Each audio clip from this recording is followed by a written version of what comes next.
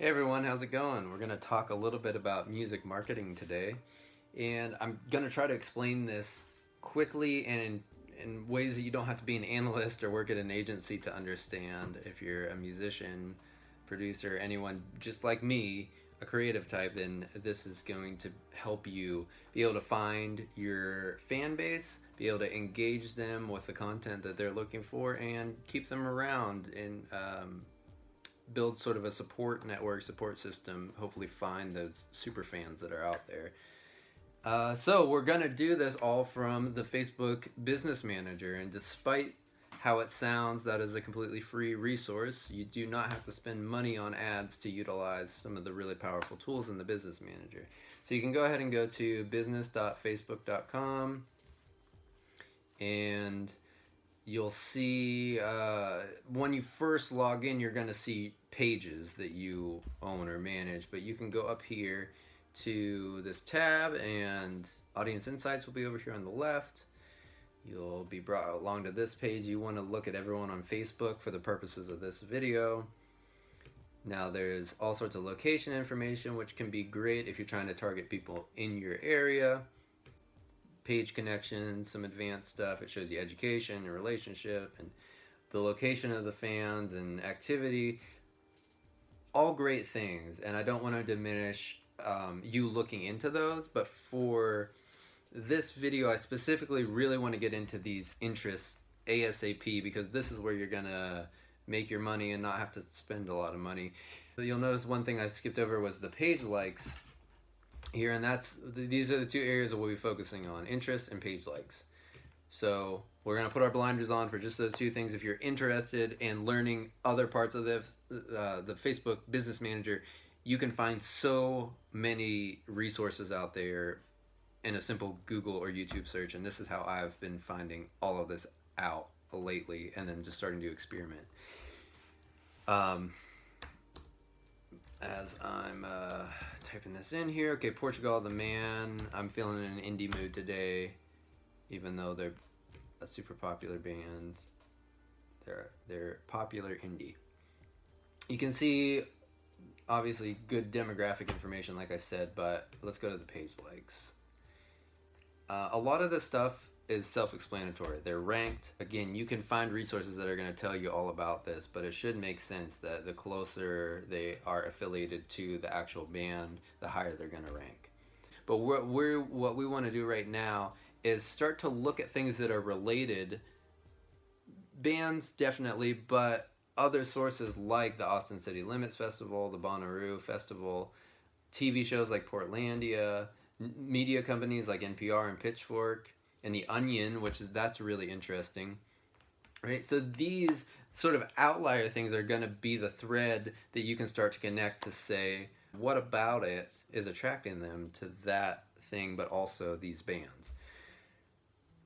First of all, let's look at their page, because that's always a good idea. I would highly recommend that you have a Google Drive set up or a Trello board set up where you can take some screenshots of things that you think are cool and that you'd like to incorporate and bring those in and see them all in one place. A really handy tool, and we won't do this on every page, but you can go to this page transparency on the side. It will tell you if they're running ads right here. You can go to their ad library and you can look through and see how they are targeting people. No, not necessarily, you're not going to see who they're targeting, but you're going to see what do their ads and what does their copy or the content for that ad look like. This is great because it shows them playing music. It says who they're trying to target. LA. For you, it might be, do you love alternative pop music and disco, and do you want to party? They're throwing a little FOMO in there, a little fear of missing out, and giving you a call to action. If you can include all of those things and a really engaging picture or video like this, and see how that does, and if it does well, then maybe throw some money at it. Maybe that's the first place that you go, okay, this is tested, so now I actually want to try it. So there's a few ideas for you. obviously go through the page and look at what they're posting. Studio shots, that's cool. Um, them in the writing process, them being goofy and just not everything has to be like them in front of this enormous crowd. It can be them getting ice cream. So use that model and try to figure out like how are they staggering their posts out. That's the social part of social media, right? So we'll take a look at take a look at Bonnaroo. That banner is super cool, and it apparently has some music with it. I'm not gonna listen right now. The design, super cool. I really like. I haven't seen any of this before. Obviously, okay. So you're gonna notice here. You're starting to see a theme. They've got these colors, and who knows what informed what, but these are colors you would associate with like a festival, right? With a live show. And they've incorporated that into their logo. Really smart thing to do. Colors that are associated with a festival.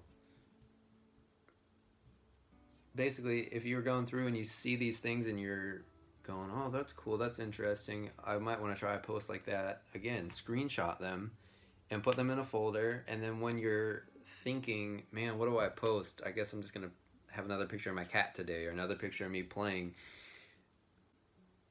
Try to keep these things organized in a way that you're getting this constant flow of creativity. You can just open it up and go, wow, I'm inspired. I know what to post about today and I know what's going to engage.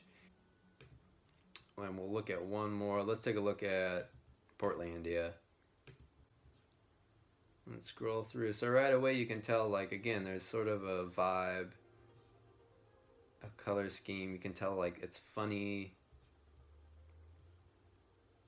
I mean, let's just pull this up real quick. At least one vest, a plan, practical plaid, scrunchy. If you did the same thing, just took your album or whatever and made the same sort of like quirky, I don't even know what those are, like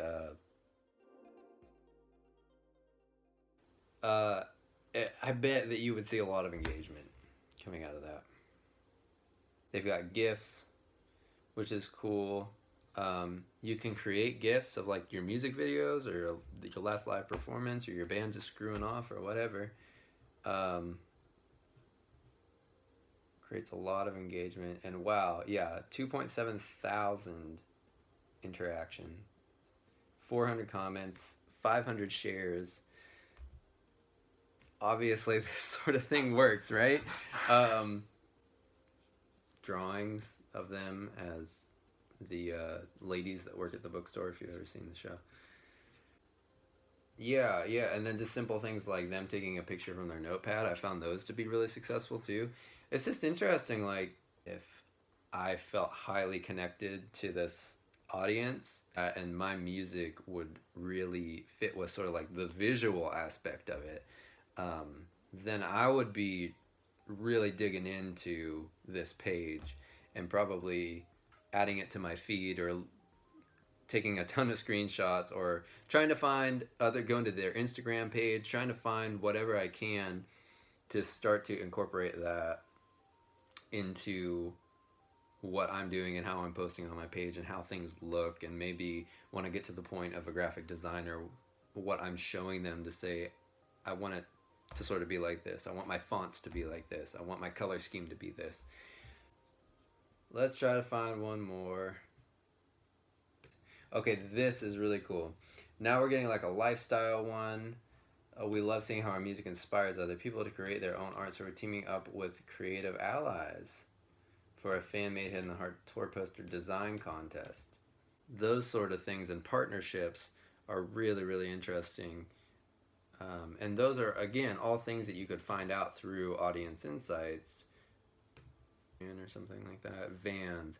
Okay, so we'll just use Vans as an example. They're a bigger brand. That would be then maybe one of the first places that you could go and say, would your brand be interested in some sort of a partnership, some sort of creative, like what if we had a design contest and we wanted to sell these shoes at our shows or hats, because I think Vans does all sorts of apparel, but we wanted to make some custom apparel in partnership with you. Um, you already have sort of built in demographic information to say, yeah, we have an audience that's very similar to that. And you can obviously then take all of this and turn it into a campaign, start to pay for ads, but you don't have to, and you can go so far and learn so much and get an idea of who your audience is, what you need to, what kind of content you need to engage, like how often you need to make that content, and how to keep those people around to really grow a support system, all through the business manager, all through audience insights. And then once you get those things, it will become really apparent when you need to hire on some additional help and things like that. So I hope that gives you ideas that you can go forward. If you have any questions, comments, you want to talk more about it, you want more resources, whatever, either way, I'd love to hear from you. And until next time, see ya.